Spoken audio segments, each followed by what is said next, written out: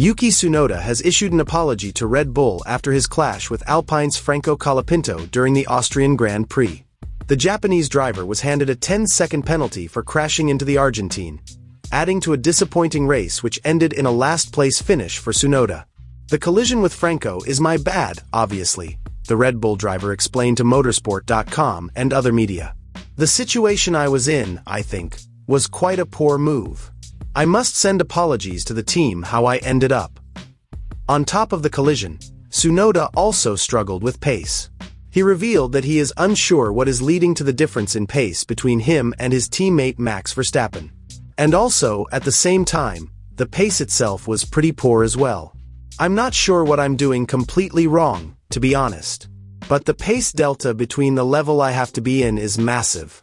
But at the same time, obviously, I'm working hard to find the reasons what's causing the issue.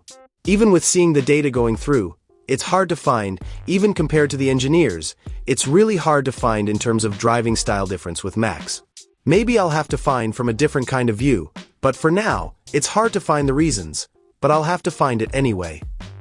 The Japanese driver continued, "It's not like the car is bad, but especially the first few laps, it feels amazing. The thing is, I feel like the tire is just melting lap by lap, corner by corner.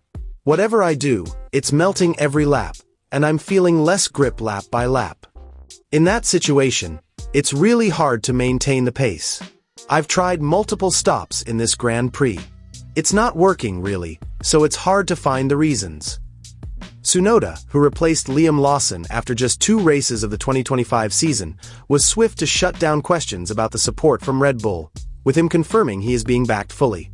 Unfortunately, his last-place finish ended a day to forget at the Red Bull ring as Max Verstappen retired on lap 1 after a crash with Andrea Kimi Antonelli, leading to the first pointless Grand Prix for the squad in 77 races. Red Bull advisor Helmut Marko has conceded defeat in the Formula One World Championship after Max Verstappen was taken out of the Austrian Grand Prix by Andrea Kimi Antonelli. Verstappen was struck by Antonelli on the opening lap and dumped out of the race and now trails championship leader Oscar Piastri by 61 points. Piastri finished second, behind his McLaren teammate Lando Norris, as the papaya-colored team flexed its superior pace advantage. And Marko believes the gap is now too much for Verstappen to make up in the 13 remaining rounds this season, unless Red Bull is able to find a way to catch up. "We've got some updates coming over the next 2 races, but this was a performance that, I'd almost say, yes, it forces us to write off the championship," Marko told Austrian TV ORF.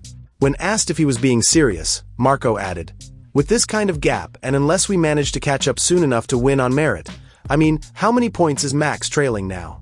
Looking at McLaren's performance, they only had a dip in Canada, when they needed new parts. That's not something we can rely on happening again. So no, it doesn't look good. Unfortunately, it's both, the time gap and the 60-point margin, which is nearly equivalent to 3 race wins. That's incredibly difficult to recover. Red Bull boss Christian Horner also admitted the championship had become a 2-horse race. McLaren, you can see how they're racing each other, they've got a cushion to the rest of the field. For us, we just focus 1 race at a time. We don't even think about championships.